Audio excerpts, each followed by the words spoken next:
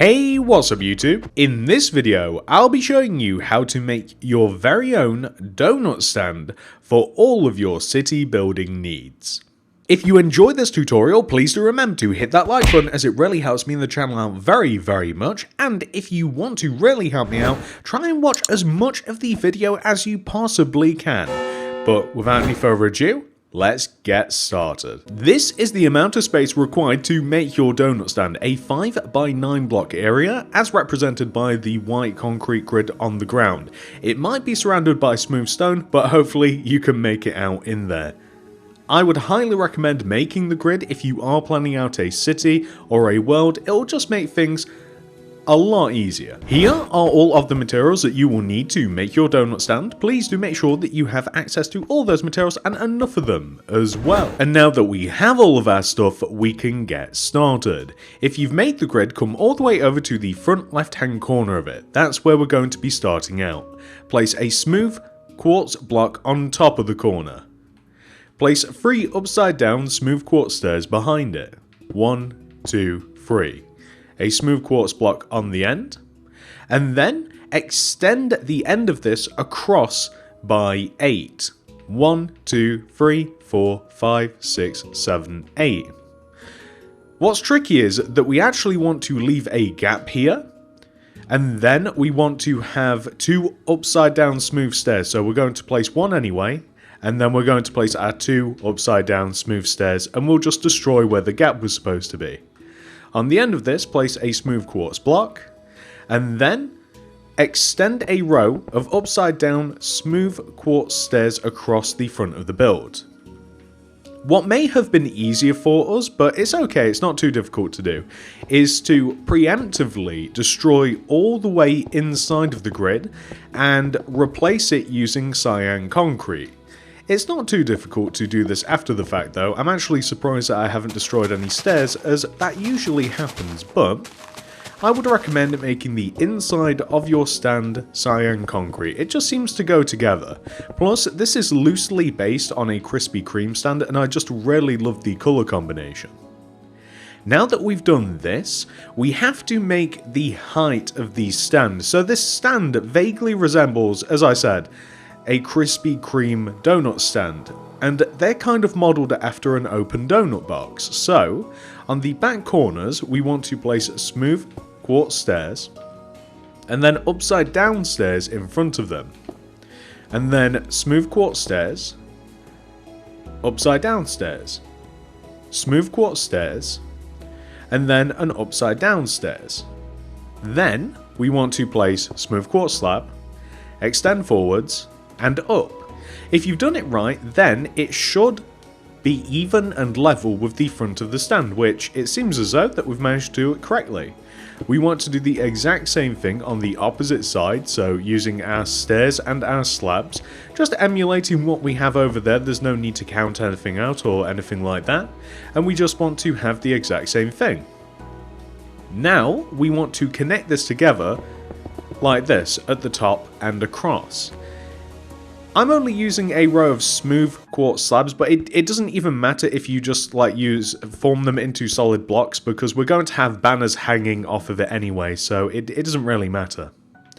What's important is that we now find the center of the box, which is, I think, this block. I'm kind of just eyeballing it, but basically it'll have 4 blocks on the left and it'll have 4 blocks on the right. So you want to find the dead center, the 5th block in on either side.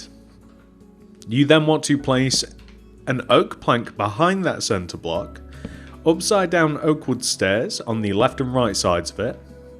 Then you want to place, and this is tricky by the way, like inward facing oak stairs like this, then outward facing upside down oak stairs like this, and then an oak wood plank on top of each stair, oak wood stairs on top of the planks kind of facing outwards, upside down oak stairs extending inwards, oak stairs facing outwards and on top, oak planks in between. So hopefully you guys can see what that's supposed to resemble. It's supposed to vaguely look like a donut. Well, I mean, I guess it does exactly look like a donut, but kind of just like, not a fun one, like it doesn't have any sprinkles or icing or anything like that. So we'll sort that out a little bit later on though. So the next thing that we're going to do, and we might have to start grabbing some different materials, although not quite yet, we have to make a display case for our donut. So in the front left-hand corner of the stand, I'm going to place 1, 2, 3, 4 light grey concretes, a row of light grey concrete behind, and then a row of glass on top of the back row of concrete. Then, a row of white glass panes surrounding the out and open light grey concretes. On the right side here, on the middle of, well, kind of just the middle of this part here, we want to place a glass block. And then we may have exhausted all of these materials that we have here. So, even if we haven't, we can grab them again. And we're now going to put them away and grab light grey carpet, item frames, warped sign, flower pot, brewing stand lantern, warped stairs, warped pressure plate, although not needed. You can use andesite or any combination really, and oak trapdoors. So let's start off with the oak trapdoor, because I noticed we can't actually get inside of our stand. We have to knock this stair out here, and I just want to place an oak trapdoor, but, well, not that way. That wouldn't be, you still wouldn't be able to get in, so an oak trapdoor kind of like opening this way, just so that we can get in and out of the stand. Light grey carpet on top of all of the glass. It makes it, I don't know, it just sort of makes it look a little bit more casey. Item frames on top of the open light grey concretes. And then, if you can, by the way, on Java, you can place item frames kind of like on something and then behind them as well, but you can't on this version. But feel free to place some item frames if you are on Java. I'm going to place another item frame here as well. I'm going to place a warped sign here just over on the left of this glass jar too. A flower pot, maybe a lantern here just towards where you would service customers. Along the back, we need a cash register, so that is going to probably about here, probably on the third row along as we count from the right. A cash register, aka warped stair, warped pressure plate to the right of it, and then a couple of drinks machines, brewing stands, and a couple of flower pots will do just nicely. And then that might just about be it, unless you wanted to add, like, say, warped signs kind of like to the back of this. How does that look from the front? It doesn't look too bad, actually. I mean, if you wanted to add, maybe start with a couple and see if you like the decoration. I think that that's okay, because of course we can't on this version actually place the item frame, so it'd be kind of cool if we had something just behind the glass to make it look a little... but then is that too much? I don't know. I'm going to leave it as is. If you wanted to, you could even have like signs hanging off of like this part here if you wanted to. You'd probably write something in there like, I don't know, yeah, 2 for 1 special, blah, blah, blah, blah, blah, coffee nut, you know, whatever you wanted to write. You're going to have to use a little bit of imagination for that one though. So the next thing that we're going to do is we are going to grab, and we've got a lot of signs to craft, but I think that we might leave that until the very last. We're going to grab chests. I'll grab the loom, and then I'm going to grab shulker boxes. Now, it's up to you what shulker boxes you want to use, but white and pink are classic, and then orange and light blue for a bit of diversity. So I'm basically just going to fill up every single one of the item frames, and the reason that I like shulker boxes is because they've got a little bit of a texture to them, rather than, say, the concretes. So I'm just going to fill up all the item frames like this. They vaguely resemble donuts, sort of, maybe, sort of, you know. And, oh, it's actually important that we need item frames as well. So, item frames, because we want to add sprinkles to this giant donut up top here, and I'm going to kind of do it in a random fashion. So, I'll start over here on, like, the middle left, and then, like, the middle right, and the middle top. And then, let's just add, say, like, an item frame here in front of this stair, and an item frame here in front of this stairs. Because, obviously, sprinkles aren't usually, like, evenly distanced and stuff on top of the donut, so we just want them to be kind of, you know, kind of messy. And then I'm just going to place pink and white, just because they're the sprinkles that I want to add, but feel free to, because it sort of reminds me of like a Simpsons donut, and feel free to add what you want to add, like in terms of shulker boxes. And I think that it's just like a cool decoration. I think that it really does help to pull things together. And if you haven't already figured out that this is a donut stand from this decoration, well, this next part should hopefully tip you off a little bit. You see, we're going to chuck down a loom, going to get rid of all of this, going to grab the cyan banners, red dye, and the cyan dye, and we're going to do my least favorite thing ever, which is making a sign. So the sign is going to say donut. You know, it's actually worth mentioning as well. And in England, donuts is spelled, I think, a different way than pretty much everywhere else. I mean, or at least it seems as though that whenever you Google like an American donut, it's D-O-N-U-T-S. So that'd be donuts. But in England, it's like the word dough, D-O-U-G-H-N-U-T-S. So it's, you know, it's up to you which version you want to use, but I'm going to use the English version because, well, obviously. So I'm going to crack open the loom and I'm going to throw in a cyan banner with red dye, and the first letter is of course D. So vertical row of red on the right, grab that, throw that back in, throw the red dye out, throw the cyan in, and then we're going to use this, kind of like the diamond pattern in the middle. Grab that, throw that back in, throw the cyan out, get the red dye back in, and then we want to place a vertical row of red on the left, horizontal across the bottom, horizontal across the top, and boom, we have D. The next letter would, of course, be O. So, horizontal row of red across the top, bottom, vertical on the right, and vertical on the left will give us O.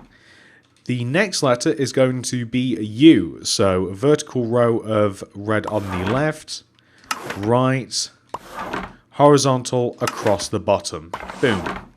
Then we have to do G, or if you want to, you can just skip out on the G, I guess. You would have skipped it. No, you'd still need the U, but regardless, we'll do the full-length word because you can make donut from the full-length word, like you can make the abbreviated, perhaps American version or wherever else. I'm talking too much. So, vertical row of red on the right. Throw the red dye out, get the cyan back in, make the upper half of the banner cyan, grab that, put the banner back in, throw the cyan out, get the red in, and place horizontal row of red across the bottom, vertical row on the left side, and horizontal across the top, and boom, you've got G.